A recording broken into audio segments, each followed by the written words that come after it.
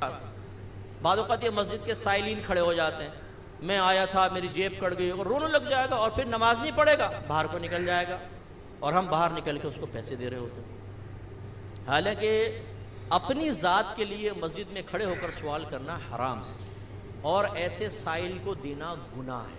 اپنے لیے سوال کرنا، دوسرا کر سکتا ہے، جیسے امام صاحب کہیں بھئی یہ غریب آدمی ان کی مدد کر دیں، کر سکتے ہیں، نبی کریم سے ثابت ہے۔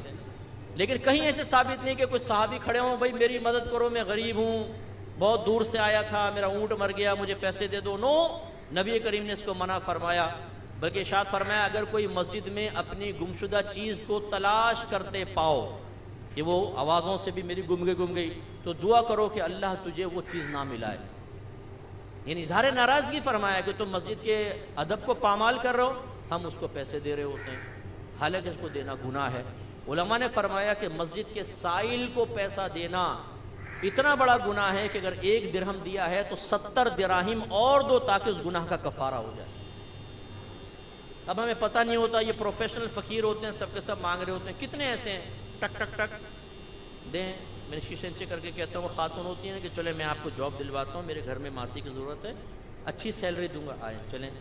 لڑکوں سے بولتا ہوں، ہٹے کٹے ہوتے ہیں، اور بچے مانگ رہے، چلو آؤ میں تمہیں جاب دلا دوں، یہ کر کے نکل جائیں گے۔ ابے بھائی میں جاب کی بات کر رہا ہوں، تمہیں رزق حلال کی بات کر رہا ہوں۔ نو، پروفیشنل لوگ ہیں، ان کو دینا بالکل غلط ہوتا ہے، گناہ ہے، گناہ۔ میرے آقا صلی اللہ علیہ وسلم نے ارشاد فرمایا کہ جو بغیر ضرورت کے دستے سوال دراز کرے، یعنی بھیک مانگے، وہ بروز قیامت اس حال میں آئے گا کہ اس کے چہرے پر گوشت نہیں ہوگا، یعنی ذلیل و رسوا کر دے گا اللہ تعالیٰ اس کو۔ اور ابھی آپ کو آیت پڑھی کہ گناہ اور برائی کے کاموں میں تعاون مت کرو۔ اگر آپ یہ سائلین کو، مانگنے والوں کو دینا چھوڑ دیں، کیوں مانگیں گے؟ ہم دیتے ہیں، خوب دبا کے پیسہ دیتے ہیں اور گناہ گار ہوتے ہیں۔ اچھا بعض ایسے بھی ملے، مفتی صاحب نیتوں کے حال اللہ جانتا ہے، ہمیں کیا وہ کیا کر رہا ہے کیا نہیں، وہ مانگ رہا ہے ہم اللہ کے لیے دے دیتے ہیں۔ ارے بھائی کل ایک ہیروئن چی آپ کے پاس آئے، خدا کے واسطے میرا نشہ ٹوٹ رہا ہے، اللہ کے لیے ایک ہیروئن کی سگریٹ کا سوال ہے بابا، تو آپ نے فوراً سگریٹ بنا کے کہا لے بیٹا، اچھی نیت کے ساتھ دے دی، یہ قابل قبول ہوگی؟ حضرت بتائیے ہوگی ہیروئن کی سگریٹ کسی کو دینا؟ ایک آ گیا، وہ جی میری گن چھین لی پولیس والوں نے، اچھا خاصا گن پوائنٹ پہ موبائل چھین رہا تھا، خدا کے واسطے کچھ میری مدد کریں۔ آپ نے کہا لے بیٹا ٹی لے لیو، رو لے ٹی۔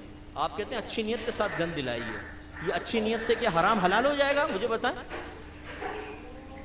یہ امیروں کو لوٹے، غریبوں میں تقسیم کرے، اور کہے کہ یار امیر تو ویسے دیتے نہیں، میں اس لیے بنگلوں میں چھاپے ہوئے مارتا ہوں، خوب لوٹتا ہوں اور اپنی بستی کے غریبوں میں تقسیم کر دیتا ہوں۔ صحیح ہے اس کا یہ عمل؟ نو، آپ کی نیتوں سے شریعت نہیں بدل جائے گی کہ آپ اپنی نیت سے ہر چیز کو اچھا کر لیں، ہر چیز کو جائز۔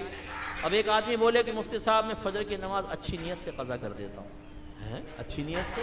بھئی وہ کیا ہے؟ الٹی سیدھی نیت بتا دیں، تو کیا اس کی نیت کا اعتبار ہوگا؟ نہیں بھائی، تو اچھی نیتیں کتنی کرتا رہے، فجر فرض ہے، پڑھنی پڑے گی، اس لیے اس بات کو سمجھیں۔